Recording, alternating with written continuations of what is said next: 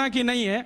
एक अंग्रेज अधिकारी था कर्नल कूट, वो हैदर अली से लड़ा, हैदर अली ने उसको परास्त किया, परास्त करने के बाद उसकी नाक काट दिया, क्योंकि हमारे राजा ज़्यादा से ज़्यादा यही करते थे, गला नहीं काटते थे, नाक काट दिया, कान काट दिया।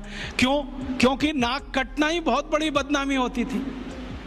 तो नाक काट दिया उसका, कटी हुई नाक लेके वो भागा। कर्नल कूट वो खुद अपनी डायरी में लिख रहा है कि जब मैं युद्ध में हार गया, हैदर अली ने मुझे नाक काट दी, हाथ में लेकर मैं भागा, और हैदर अली की सीमा खत्म हुई मैसूर राज्य की, तो बेलगाम नाम का एक गांव आया, वहां पर एक वैद्य ने मेरी सर्जरी की, 21 दिन मुझे अपने घर में रखा, सर्जरी करके लेपन लगाया, मेरी नाक जोड़ दिया, और आज मैं पार्लियामेंट के सामने कह रहा हूं कि भारत के वैद्यों को इतना ज्ञान है, वो ये सब कर सकते हैं। इसलिए हमें भारत में अपने लोगों को भेजकर ये विद्या सीखनी चाहिए।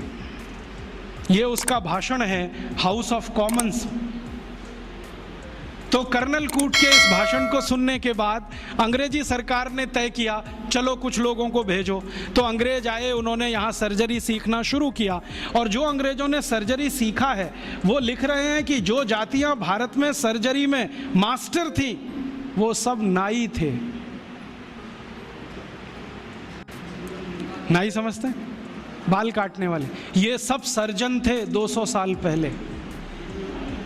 हाँ, सब सर्जन थे 200 साल। अब जरा सोचो कि नाई अगर सर्जन रहे हों तो वो पिछड़ी जाति कैसे हुई? अंग्रेजों ने उनको 1881 के सर्वे में पिछड़ी जाति घोषित किया। उसके पहले इस देश में नाई कभी भी पिछड़ी जाति में नहीं थे। 1881 में सेंसस हुआ सबसे पहला, और आज तक वो चल रहा है, हर 10 साल में होता है जनसंख्या का गणना। अंग्रेजों ने पहली गणना में नाइयों को पिछड़ा वर्ग में डाल दिया, और एक अंग्रेज कहता है कि ये अच्छा ही है, क्योंकि ये विद्या में इतने ऊंचे हैं, अगर इनको नीचे नहीं लाओगे ये गुलामी कभी स्वीकार नहीं करेंगे। और आज हमारी सरकार भी उनको पिछड़ा ही कहती है। उनके हाथ में इतना हुनर है, उंगलियों में इतनी फ्लेक्सिबिलिटी है, वो आप देखते हैं ना बाल काटते समय, वो गर्दन भी काट सकते हैं, सोचो ना। और इतनी सफाई से उस तरह चलाते हैं, उस तरह से वो किसी ट्यूमर को भी काट के निकाल सकते हैं। ये सब बहुत बड़े सर्जन रहे। और आज से 200 साल पहले के दस्तावेज बताते हैं कि कांगड़ा और उसके आसपास, कुर्ग और उसके आसपास, मैसूर और उसके आसपास जितने सर्जरी सिखाने वाले केंद्र थे, उन सबके आचार्य नाई ही थे जातियों। ये सब सर्जन थे,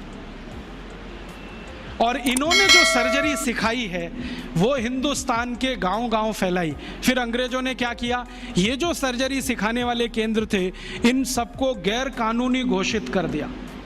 एक कानून बनाया जिसका दुर्भाग्य से नाम है इंडियन एजुकेशन एक्ट। उसमें इंडियन कुछ भी नहीं है, नाम उसका इंडियन एजुकेशन एक्ट। उस कानून में उन्होंने ये तय किया कि भारतीय विद्याओं को सिखाने वाले जितने भी केंद्र हैं वो सब गैर कानूनी हैं। तो उन पे ताले डलवाए गए, नहीं डाले तो मरवाया गया, उनको आग लगवाई गई, कितने लोगों को जिंदा जला दिया। वो कहानी सुने तो आपकी आंखों से आंसू निकल आए। ये अत्याचार 100 साल हुआ, उसमें ये विद्या खत्म हो गई। और फिर बेईमान अंग्रेजों ने क्या किया कि यहाँ से सर्जरी सीखा, और उनके अपने रिकॉर्ड्स में वो सब है। हिंदुस्तान को ये बताया कि देखो हम तुम्हें वापस सिखा रहे हैं।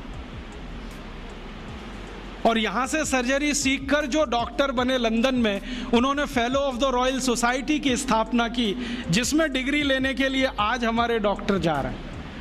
और उस प्रमाण पत्र को लाके दरवाजे पे बड़ा टांगते हैं। मैं देखो FRS, उसमें शहद लगा के चाटो तो विटामिन C भी ना मिले।